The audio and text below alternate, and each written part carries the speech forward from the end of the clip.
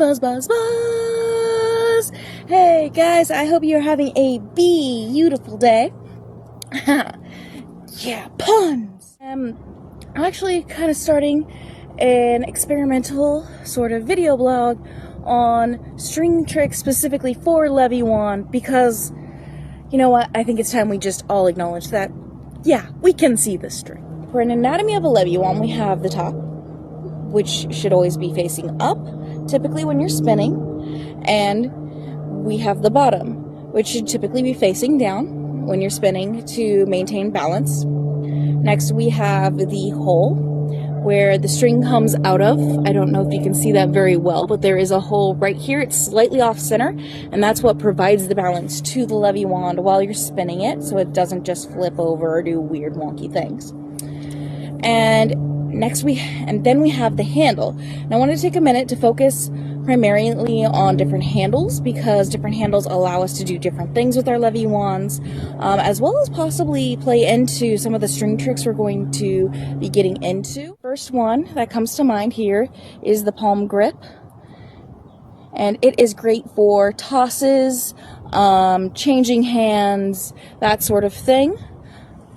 The next one we are going to see is what I am calling a lot of poi spinners might call a leash. Some people do refer to it as a finger loop as well. But it looks like this, and it is a little bit of shoelace type material, sometimes leather, that is on a swivel connected to your wanding string. The swivel allows it to move up and down on the string, so you're not providing wear and tear on a specific place and wearing out your string super fast. These are great for beginner spinners because the loop goes right over your finger and it holds it in place while you are spinning. It's also super comfortable. There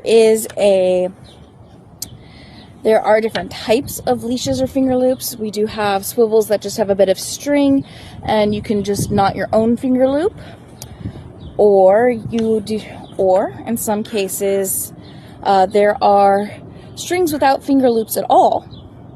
And on these you can either make your own finger loop like so, and this will lock it in place. And a lot of times wanders will like this because it sort of adds to the illusion if you are trying to hide the string and make it look like your wand is floating.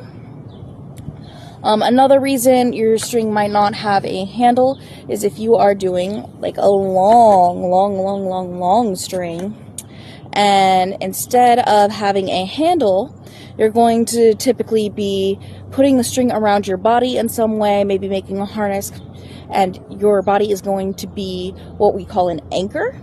So say if you have it around your neck, it'd be a neck anchor. Put it around your arm, and where the wand comes out, it would be your hand, so it'd be a hand anchor. And that is a way of getting into body wraps, getting into large movements, things that are maybe more illusional, harnesses, that sort of thing.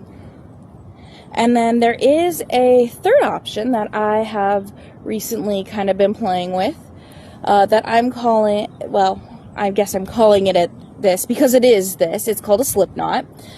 You use it a lot in crochet or knitting, and how you do that is you take your hand, you put it in between the two strings here on your leviwand. Now you take your hand and you're going to grab both strings. You're going to pull it through your loop, and now you have a slip knot. Slip knots are really cool because they are adjustable in size. I can make it huge, or I can make it really small and just fit around my finger. The next thing I'm going to be looking at is the star of the show itself, the string. Strings for leviwand do come in different lengths. For the first one that a lot of people start out with is what we call short string.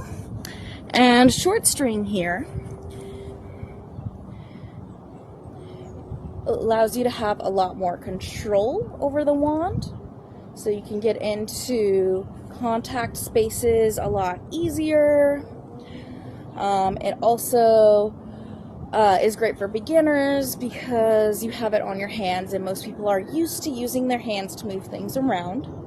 So it's just a great way to get used to a leviwand, how they're balanced, as well as have a lot more control of the string, especially for things like contact moves. The next string length I'm going to be talking about here is what I've been calling a medium length string. And medium length strings typically are, well, medium length. They are longer than a short string, but I would say shorter than a typical long string in that you're going to be able to do some body wraps, but not necessarily all body wraps. You're also going to still have a bit more control over your wand than you would with a longer string. So I really like it because it gives you a little bit of both worlds.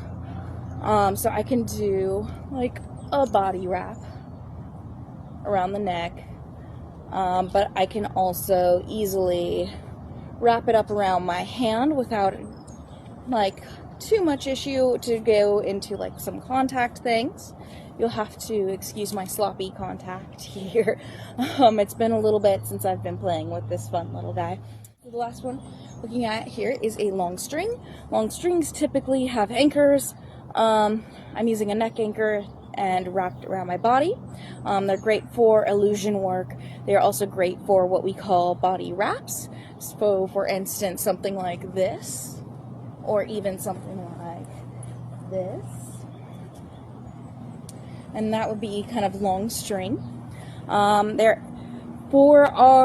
my experimentations, what I have found so far is that the strings that work best for these, I can see the string tricks as they were, are going to be medium length, long length, and what I am now calling super duper duper long length. And super duper duper long length, I don't necessarily have an example on me right now, but it would just be a leviwand with a ridiculously long string. And that one we might get into a little bit later down the road, because it is going to have a lot less control than any of our other string lengths. But you can get into some, but I have a feeling you're going to be able to get in some really fun string tricks and body anchors and things like that. So we will be playing with that maybe a little bit later on into our string theory experimentation. But that, my friends, is the anatomy of a leviwand.